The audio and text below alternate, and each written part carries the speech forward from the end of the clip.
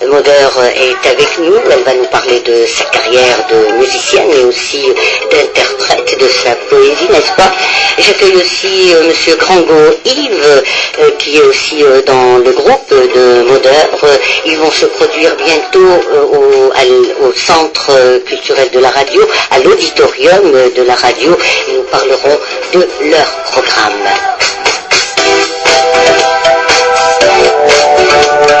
À la console technique, Sharaf Eddin, à la régie Nesrine. À la réalisation, Dioïda Zekad.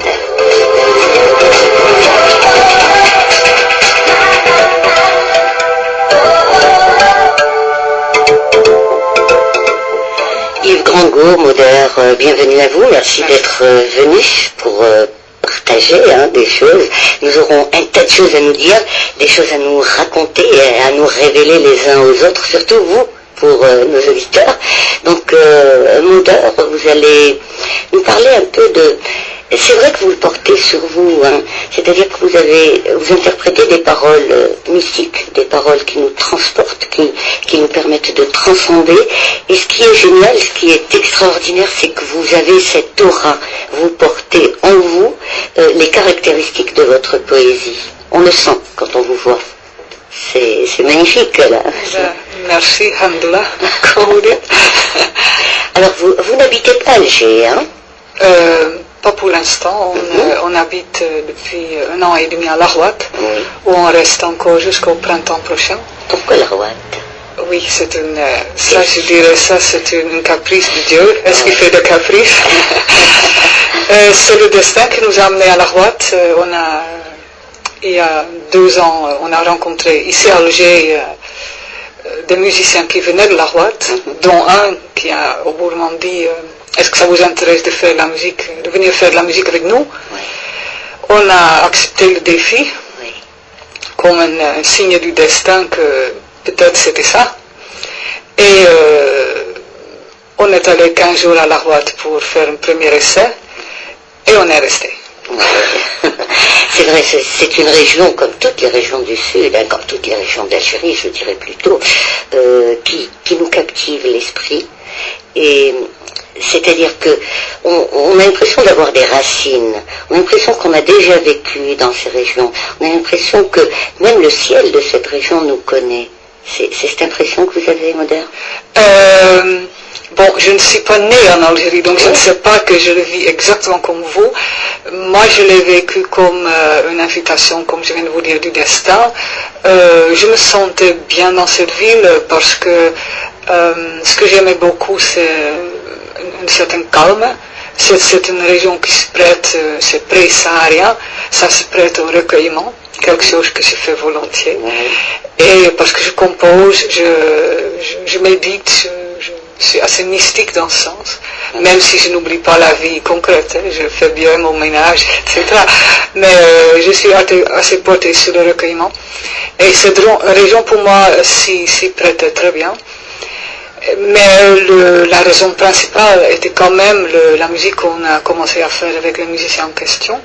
C'est un groupe de 6 jeunes musiciens. Oui. Qui s'appellent comment? Qui sont pleins de noms. Là, il faut que je regarde à droite parce que je parle l'arabe rudimentairement. Il faut mieux que... Alors, on a un guitariste qui s'appelle Hamza Bourazg, qui nous a invités, qui a 25 ans. Oui. Il y a Abou Bakr Saddiq, Abou Bakr Saddiq Meloudi, qui est un jeune batteur, qui fait une formation à l'IRFM de Lahouat, donc à l'Institut de formation musicale de Lahouat. Oui. On a un violoniste qui s'appelle Ahmed Zarwel. Oui. On a aussi un spécialiste, on va dire, des instruments avant. On peut jouer de la flûte, de la trompette, du saxophone, de la clarinette. Et il s'appelle Sindir Bourezk. Et ils forment tous un groupe. Voilà. Ils ont un nom? Et c'est le groupe Mozart. Mozart, oui. Voilà. Donc on a commencé à travailler avec eux. On leur a proposé une musique. On leur a dit qu'on voulait faire une musique qui n'était pas une musique commerciale, mais une musique qui emmenait à l'approfondissement de la vie. Ils ont, au départ, eux, c'était un groupe qui faisait plutôt à Lahouat, ils jouaient plutôt du jazz. Ils se connaissaient déjà, ils jouaient déjà ensemble depuis un certain nombre d'années. Voilà. Et ils ont accepté l'expérience et ils ont vu que bon, c'était une expérience assez intense, on va dire, parce qu'on a fait 4 répétitions par semaine. Le niveau de tout le monde est monté d'un cran, d'un, deux. Ce sont des enfants du Sud. Ce sont des enfants du Sud. Donc ils ont cette méditation, cette contemplation, cette prédisposition au mysticisme. C'est déjà génétique hein, quand on habite le Sud. Oui, c'est une région, à Rawat, c'est déjà une ville où il y a 7 zaouïas, oui. Donc c'est quand même un berceau du soufisme. Et on peut dire que, effectivement, l'ambiance générale se prête à une musique approfondie. Et on a apporté un côté, on va dire, rigueur. Oui. Et donc, on peut dire qu'on a fait beaucoup de chemin, on a eu 1 année et demie, et qu'ils sont encore contents, enfin, on est quand même contents d'en être là où on en est maintenant, de pouvoir donner des concerts à Alger. Oui. Et bon, c'est apprécié, on aimerait pouvoir aller encore plus loin. Oui. Alors, Yves Grango, vous êtes né à Alger. Oui, moi je suis né à Alger. Oui, parce que Grango est un nom connu. Hein. Oui, Papa Grango. Voilà. Par beaucoup de monde, oui, il est connu par beaucoup de monde. Oui, c'est le professeur Grango. Vous avez un lien avec... oui, c'est votre papa. Oui, c'est voilà, votre papa. pour que nos auditeurs le sachent. Donc, vous êtes algérien. Oui. Voilà. Depuis tout petit, et bien avant. et vous avez décidé, vous aussi, de vous installer dans le Sud. Eh ben, comme disait Mother, en fait, ça s'est fait comme ça. Hein. Oui. On a dit, le Mektoub, c'est le Mektoub.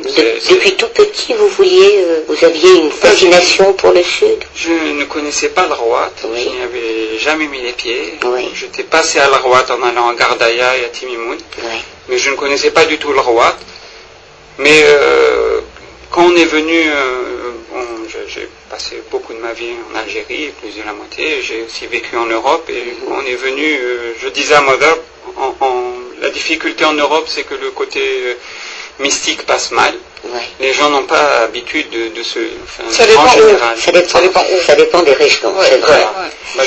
J'ai rencontré un groupe mystique, un groupe français, un groupe de jeunes Parisiens qui était totalement... mais qui était en fusion avec les musiques indiennes.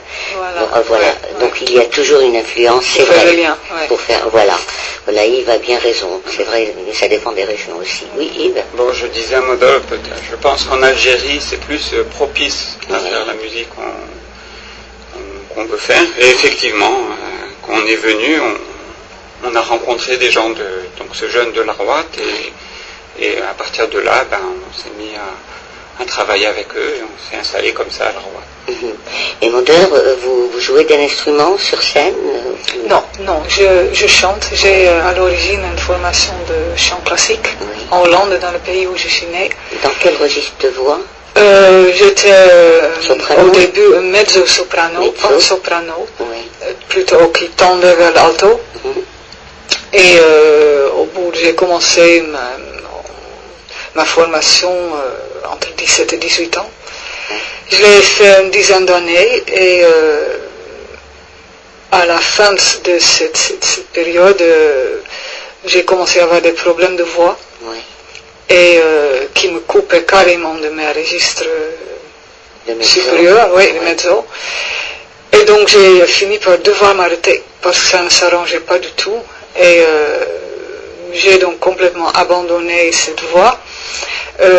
J'avais déjà, je faisais depuis le début, j'ai fait des études de musique, et à côté je faisais de la médecine douce, de la médecine alternative, parce que je n'étais pas sûre que je pouvais vivre de mon métier de musique. Et voilà, en tant que bonne Hollandaise, bien les pieds sur terre, chez nous c'était l'idée, il faut s'assumer.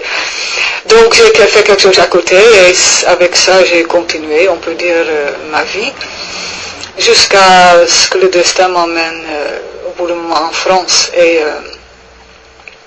il y avait dans un concours de circonstances des personnes qui m'invitaient de faire de la musique avec elles. Mais pas de la musique classique, c'est de la musique moderne. Oui. Et je leur ai informé que ma voix avait eu des problèmes dans le passé, parce que ça faisait quand même 10 ans que je ne chantais plus que 10 ans. Et j'ai dit, quelque chose me disait que ce n'était pas par hasard qu'on me demandait. J'ai écouté, on va essayer de voir quelque chose dans la musique moderne qui me convient quand même, parce que la plupart du temps, les textes ne me plaisaient pas trop. C'était un peu vide, voilà, pas vraiment à mon goût. Je cherchais quelque chose de plus profond.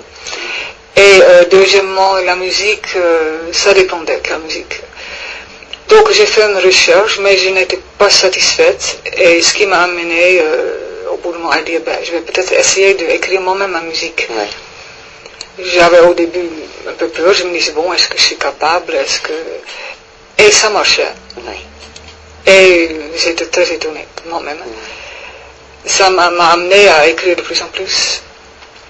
Et au bout d'un moment, voilà, ça nous a amené en Algérie, donc avec les musiciens dont je vous ai parlé, qu'on a rencontrés à Alger. Ça nous a amené à La Rouatte. Et quand je me suis installée à La Rouatte, ou quand je suis venue faire l'essai avec les musiciens, j'ai tout de suite donné la couleur. Donc, quand on parle de la musique de Mother, il faut savoir que ce n'est pas une musique qui cherche par tous les moyens à plaire pour l'argent. Je ne cherche pas à faire dans le sens de musique commerciale. Donc j'ai informé mes musiciens, j'ai dit écoutez, si Quand vous... on est mystique, on ne cherche pas l'argent. Voilà, je dirais... On est tout à fait à l'opposé. Voilà, donc j'ai dit écoutez, je ne sens pas ma mission dans ce monde de m'enrichir financièrement en premier. J'ai dit bien sûr on a besoin d'argent pour vivre, mais ça c'est autre chose. Mais la richesse est ailleurs. Mais la richesse, voilà, pour moi la richesse est ailleurs. Donc qu'est-ce que c'est la musique de Mother? Je leur ai dit écoutez, pour moi, il y a quelque chose qui ne va pas dans le monde de la musique dans ce monde. Vous allez me dire, oui, mais ça compte pour beaucoup de domaines, vous avez raison. Mais je me suis donné le défi, ou est-ce que c'est Dieu qui me l'a donné, je vivais au plus profondément même le défi d'avoir une approche autre. J'ai dit, écoutez, pour moi, il faut tout d'abord une approche autre vis-à-vis des textes qu'on chante, ce qu'on met là-dedans, nos convictions. Je dis parce que pour moi, déjà, un texte qu'on prononce pendant une chanson agit sur celui qui écoute. Oui. Même si la personne est distraite, elle s'imprègne de cette ambiance que je prononce à travers les paroles. Ce sont des ondes. Ce sont des ondes, exactement. Ça compte aussi pour la musique, pour la mélodie elle-même. Je dis, d'après moi, on ne devrait pas chanter n'importe quoi. Même pas au niveau musical, parce que la personne, elle est imprégnée de ça. Et en plus, pour moi, c'était aussi la vie de groupe, le fonctionnement d'un groupe de musique. J'ai dit, écoutez, il est important pour moi, parce qu'on parle souvent dans ce pays de corruption, j'ai dit, bon, toutes les personnes qui s'adonnent à la corruption, ce n'est pas à moi de les juger. J'ai dit, mais moi, je veux travailler sur la transparence. Oui. J'ai dit, si je veux faire quelque chose de positif pour ce monde, dans ce cas, je pense que quelque chose qu'on peut faire pour ce monde, c'est d'essayer d'être moralement correct. Est-ce que vous sentez que vous avez une mission à accomplir en fait? Oh, je ne sais pas si je trouve ça un bon mot, mais je ne sais pas si je peux aller si loin, mais je dirais, je veux être véridique avec ce que je sens au plus profond de moi-même, comme quelque chose de juste.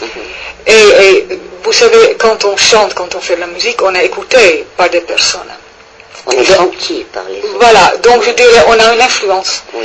Et moi, je crois que justement, si tu travailles dans des domaines où tu as une influence, dans ce cas, pourquoi ne pas chercher d'avoir une bonne influence? Oui, qu'elle soit positive. Oui. Oui. Et c'est ça que je me suis lancé moi-même comme défi. Je ne sais pas si je vais réussir, mais j'essaie sincèrement.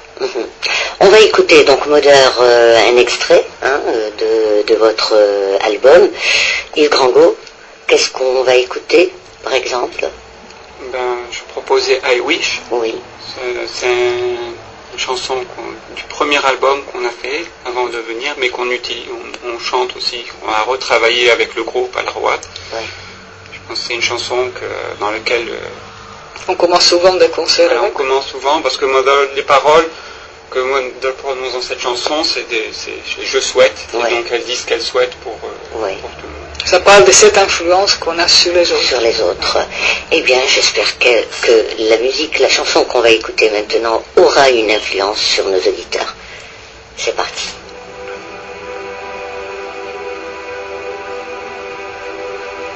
I wish that I could carry your soul to the light. I wish I I could protect you from illusion and pride. I wish I could defend you with a sword in my hand. I wish that you would always be somebody's friend. I wish you would grow stronger and stronger each day. I wish your love for living would deepen on the way. I am just walking on the very same road, armed with a candle that lightens us both. I hope your confidence I'll never betray, and that the bliss of heaven may reach you someday.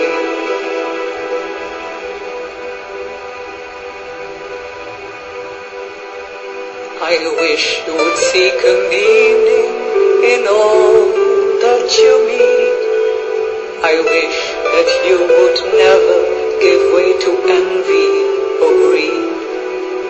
I wish you would be open for beauty and truth.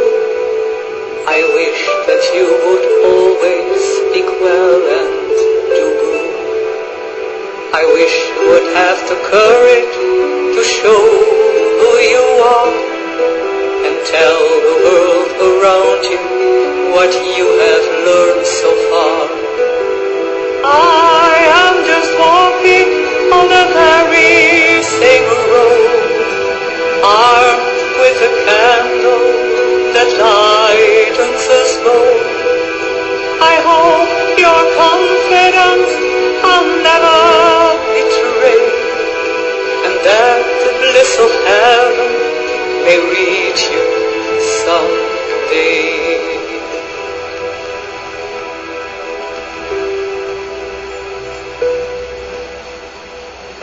Mother, I wish. Alors on a l'impression, Mother, que votre musique vous ressemble en fin de compte. C'est-à-dire que vous avez composé là un morceau où il y a une musique continue, il y a votre voix en solo, ensuite vous êtes deux solistes, vous et un piano. C'est exactement l'esprit de groupe, ensuite ce qui se détache du groupe. C'est exactement ce que vous ressentez et la manière dont vous vivez avec le groupe. Plus même la voix en solo, c'est-à-dire la corde vocale, elle-même, elle varie en fonction quand il y a la présence du piano et quand le piano n'est pas là. Donc c'est comme un dialogue aussi avec ce piano. Oui, je dirais, bon, certains diront que c'est influençable. Moi, je dirais, je ne me détache pas de mon entourage, oui, parce que malgré tout... Ça fait un tout.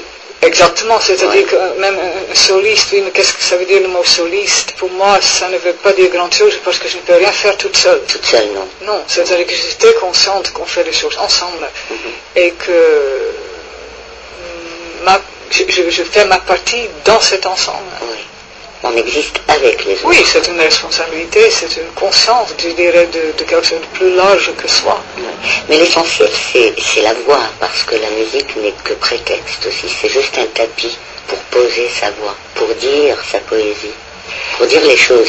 Mais on ne peut pas la dire sans qu'il y ait ce tapis. Moi je dirais oui et non. Voilà. Parce que vous avez raison, et en même temps, je dirais, sans cette musique, la musique peut mettre la voix plus en évidence, oui, et la vraiment bien soutenir. C'est comme un tableau de peinture. Voilà, ou la faire affaiblir aussi. Donc c'est chaque fois quand même cette interaction entre le soliste et le groupe. Oui.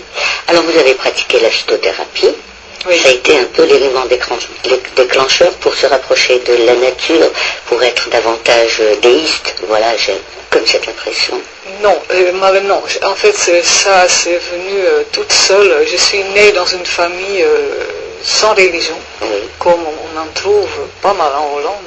C'est-à-dire que mes parents n'avaient pas de religion, et déjà c'était la deuxième génération qui n'en avait pas. Oui.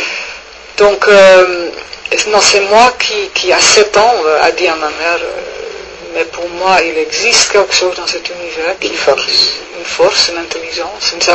J'étais jeune, je ne savais pas donner un mot pour ça, mais pour moi, c'était sûr que je n'étais pas ni placée dans ce monde par hasard. Pas une puissance, qui avait quelque chose derrière l'existence, qui donne un sens à ça.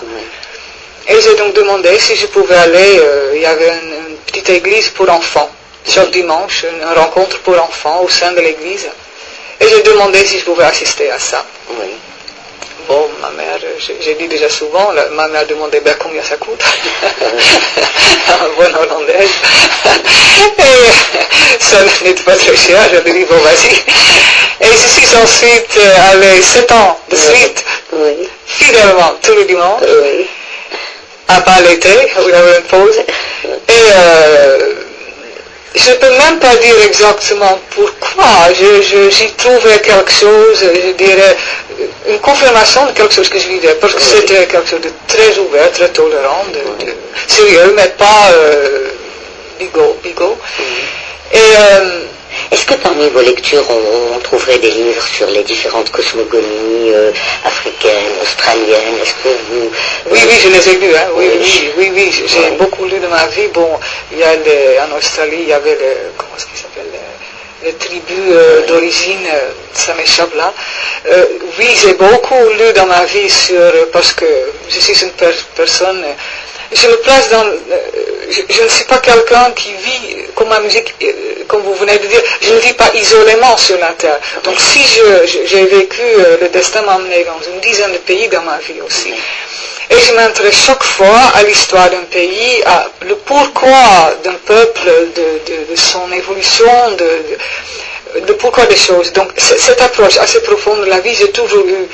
Et donc je lis sur l'histoire de la religion, l'histoire de la spiritualité, le sens de la vie, Dieu, ça c'est quelque chose qui est ma quête au quotidien, et je continue ça tous les jours. C'est-à-dire que pour moi, la vie n'est pas l'idée de me lever, manger, boire, m'occuper. Pour moi, c'est tous les matins, quand j'ouvre mes yeux, je me dis, bon, Seigneur, qu'est-ce que je peux faire d'utile pour vous? Voilà, oui. Et je remercie pour l'apprentissage que j'ai ici sur la table. Parce que je le vis comme ça. Ah oui, c'est comme ça, totalement comme ça. Yves, vous voyez les choses comme ça? Vous les vivez de la même manière? Je peux dire que j'ai commencé aussi une quête spirituelle assez jeune. Oui. Mais c'est vrai que quand j'ai rencontré Mother, ça a donné une autre dimension. Ça veut dire que c'est l'idée du sens de la vie avec laquelle j'ai pris plus conscience de l'intelligence de la vie, c'est-à-dire que pourquoi on rencontre telle personne, pourquoi on a tel problème. Le hasard n'existe pas. Voilà, le fait que le hasard n'existe pas, et donc comment traduire ce qui n'est pas un hasard, et comment chercher à se rapprocher de ce qui fait que ce n'est pas un hasard. Oui. Voilà. Donc c'est vrai que maintenant la musique qu'on fait est pour moi un vrai support dans ce sens, c'est-à-dire qu'on pratique une musique spirituelle avec on cherche à nourrir le sens du sacré. Oui. Quand on arrive à l'Arwat, Mother a dit les personnes qui font de la musique avec moi, on a expliqué aux personnes si vous voulez faire de la musique avec eux, il y avait trois conditions. On disait au niveau des pensées, savoir que la vie n'est pas un hasard et donc chercher à comprendre ce qu'elle veut nous dire. Oui. Au niveau du cœur, de nourrir quotidiennement quelque chose qui nous dépasse, le sacré, c'est-à-dire que le fait qu'on habite dans un univers et que c'est pas par hasard. Et la troisième, c'était d'avoir une vie saine, ne pas aller dans les excès, pour pouvoir... la boisson, voilà. La drogue. Elle disait pas de boisson, pas de drogue, et pour rester dans une... pour moi, le corps est un don de Dieu, donc si tu commences à le salir avec des choses nocives, je me sens, pour moi c'est irrespectueux. Même l'âme ne pourrait plus supporter ce corps. Exactement. Oui, voilà. C'est-à-dire que ça l'alourdirait davantage. Donc on peut donc quand on parle de corps, on parle de l'aspect sacré et profane en même temps, hein, parce que le corps aussi, l'enveloppe charnelle, c'est l'aspect profane de l'être, hein, et l'âme, c'est l'aspect sacré. Vous travaillez surtout avec l'esprit, avec l'âme plutôt. Je dirais l'âme, pas l'esprit, parce que l'esprit c'est tout à fait autre chose, ça n'a rien à voir. Donc, quand vous chantez, on parlait hier de vibrations. Justement, ce sont plus des vibrations de l'âme que du corps. Bon, pour moi, dans ma propre quête intérieure, je peux vous dire que ce que j'ai appris à l'intérieur de moi-même, c'est que l'esprit, c'est la partie en moi qui est le plus haut, le plus divin. Il donne un sens très profond à mon existence. Et c'est lui qui est derrière mon destin. Je vis mon âme comme la partie en moi qui prend conscience quotidiennement, à travers toutes sortes d'apprentissages, du contenu de ce que mon esprit a prévu comme destin. Donc c'est la partie conscience de mon être. Mon corps physique fait aussi partie de cet ensemble. Je n'arrive pas à le dissocier de ma conscience. C'est-à-dire que mon corps physique me permet de vivre dans ce monde concret. Mais l'essentiel, c'est l'âme. Alors selon vous, est-ce qu'une âme a une mémoire? Oui, elle a une mémoire, mais ça c'est très compliqué à expliquer. Je dirais elle a une mémoire, mais elle est plutôt orientée vers le ici et maintenant. Parce qu'elle veut tirer un maximum de conscience et de bénéfice au niveau de la conscience. Oui, c'est-à-dire que si tu es pleinement présent dans l'instant, tu tires le maximum de conscience et de bénéfice de cette expérience. Oui. C'est-à-dire que l'âme, d'après mon vécu, ne s'occupe pas tellement du passé parce que c'est du vécu passé. Elle n'a plus de prise là-dessus. Elle ne s'intéresse pas à l'avenir non plus. Parce qu'elle n'a pas de prise là-dessus non plus. Parce que c'est l'avenir, je ne le vis pas encore. Elle s'intéresse à maintenant. Maintenant. Parce que c'est là où je dois vivre cette expérience pour qu'elle puisse en tirer un élargissement de la conscience. Oui. Alors, Yves Grangot, qu'est-ce qu'on va écouter maintenant? Quand c'est Nefs. Nefs. Oui, c'est vrai. Oui. Voilà, c'est une chanson qu'on a fait dans le deuxième album. Oui. Voilà. Alors là, on va passer dans un registre complètement différent parce que c'est le travail qu'on a fait à la Rawat. Oui. Donc, voilà. Les paroles disent لا تترك نفسك وتعاديها بل فاصحبها وابحث عما فيها. Ce sont des paroles de Cheikh Al-Alawi. Oui.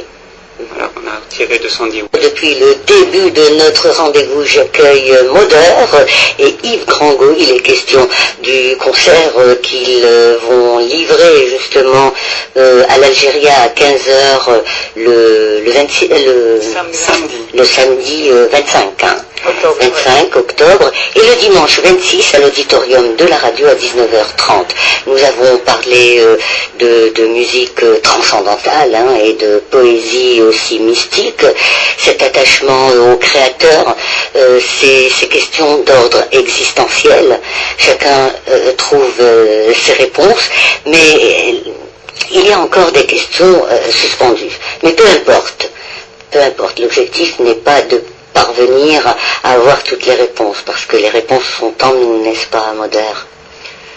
Oui, je dirais peut-être la grandeur de Dieu, c'est qu'il laisse tout en suspens. Moi, je trouve tous les jours une petite réponse pour moi-même, mais le monde entier, c'est une grande réponse. Vous avez bon dans le mauvais sens. Donc je dirais, il y a beaucoup à apprendre. Oui. Alors, je ne sais pas, Yves Grangot, quel est votre avis sur l'actualité mondiale? C'est atroce, c'est horrible. C'est quelque chose qui me préoccupe beaucoup. Oui. Je suis très touché du fait de tout ce qui se passe. Peiné, on est oui, peiné. Plus que peiné, je trouve vraiment, je me dis, qu'il y a un problème de fond. Oui.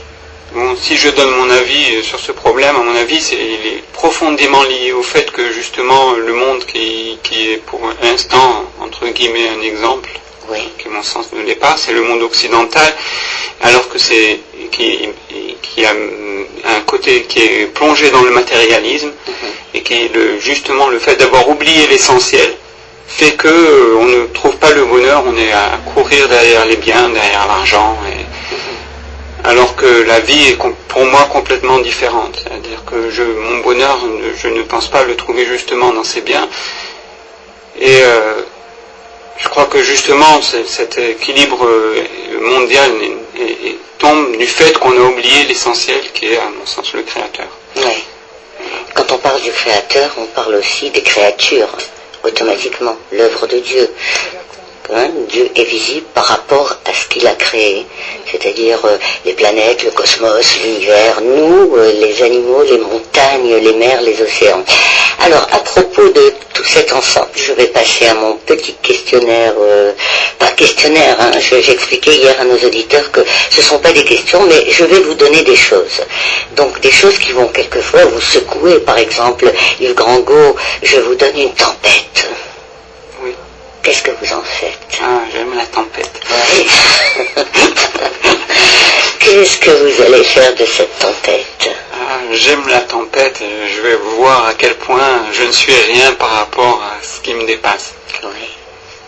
Oui. Oui, encore. Encore j'ai envie d'écouter ça. Une tempête, oui. J'aime la tempête parce que je sais que derrière la tempête, il y a le calme qui succède à la tempête. Oui. Et c'est dans ce calme qu'on a beaucoup de prise de conscience. Oui. J'ai pas vécu mes maladies dans ma vie comme ça. Quand j'étais petit, j'ai vu qu'après une maladie, je me sentais beaucoup mieux. Et je me rendais compte qu'il y avait un lien entre la maladie et l'état dans lequel je me retrouvais en sortant. Et donc, j'ai vécu que dans tous les conflits, s'ils étaient bien vécus, donc dans toutes les tempêtes, il y avait des fruits à la sortie et que c'était ce qu'il y avait de meilleur. Oui. Alors, Maudeur, je vous donne un océan. Un océan. Oui. Oh, c'est profond. Un océan, ben moi je dirais, pour continuer à répondre à ce que j'ai dit tout à l'heure, je crois qu'on parlait de problèmes mondiaux. Je dirais, la première chose pour moi qui est difficile sur la Terre, c'est tout d'abord qu'il y a beaucoup de pays, surtout des pays matériellement favorisés, qui ne croient plus en Dieu ou qui ne se rendent plus compte. On a l'impression qu'en fait la matière, c'est un don de Dieu. Et ils en font ce qu'ils veulent. Dont les océans. Je dirais, ce qu'on fait avec la Terre, avec les océans, avec toute cette richesse naturelle, pour moi c'est honteux. Oui. Je dirais, ce qu'on dépose comme atrocité. Il y a actuellement, on m'a transmis qu'il y a des déchets dans l'océan qui ensemble forment presque un continent tout seul. Oui. Un paquet de déchets plastiques, de toutes sortes de choses qui sont jetés au bord dans les pays qui vivent au bord de la mer, comme ça dans la mer, ou qui viennent de on ne sait pas où, mais de l'humanité en tout cas. Je dirais, ça montre que quelque chose nous échappe. Oui. Je dis, pour moi, l'océan, c'est la partie féminine de Dieu, si je peux me permettre de dire comme ça, parce que je crois que Dieu, malgré tout, il a un côté masculin, un côté féminin, de la même façon que nous avons un intellect et un cœur. Et je dirais, qu'est-ce qu'on fait avec cette mère divine? Est-ce qu'on la respecte ou est-ce qu'on la viole? Excusez-moi de dire comme ça. Et je pense que pour moi, Dieu ne doit plus être une théorie dans le ciel, mais il doit s'incarner sur la terre par le respect pour les créatures, pour la création, pour tout ce qui vit, pour tout ce qui est visible, tangible. Et ce qu'on fait avec les uns avec les autres, dans les guerres, avec la terre, avec tout ce qui vit, pour moi, ça montre que quelque part, nous n'avons pas bien compris Dieu. Oui.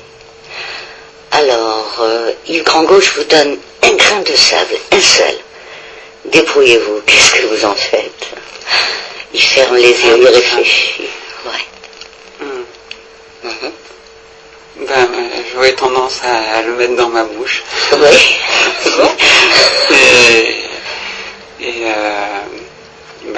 Avoir la sensation de voir la toute sensation la planète. de ce sable, Oui. de le toucher et d'imaginer quelque chose qui se greffe autour et qui se forme. Oui. C'est un peu compliqué quand même. Mais c'est ça, j'aurais tendance à le mettre dans ma bouche et à voir qu'est-ce que je vis. Oui. Dans la bouche, c'est-à-dire dans un milieu aquatique, dans de l'eau. Dans de l'eau, Oui. oui. Dans de l'eau, et puis aussi peut-être lié au goût, ou c'est un senti, dans la bouche, on a un senti différent du senti qu'on a dans le reste du corps. Donc, Oui. voilà. Les enfants qui découvrent le monde, ils mettent les choses dans leur bouche. Oui, il Voilà, est j'ai un enfant sans Un enfant des enfants. Je vous donne l'antimatière, moderne. Antimatière. Je sais que vous allez en faire beaucoup de choses. Antimatière. Ouais. Je ne sais pas comment un physicien voit. Pour moi, l'antimatière, c'est ça qui donne un sens à la matière. Oui. Moi, j'ai appris, je me suis instruit auprès des maîtres spirituels, auprès des sages, parce que je n'avais pas toute la sagesse dès le début en moi. Et je me suis instruit auprès de ceux à qui chez qui je sentais qu'ils en avaient plus que moi. Et je dirais, l'antimatière pour moi, c'est ce monde invisible dont tout est sorti. Avant que l'enfant naisse sur la terre, un matérialiste va me dire, tant que le corps n'est pas là, cet être ne vit pas. Moi, je ne vois pas le monde comme ça.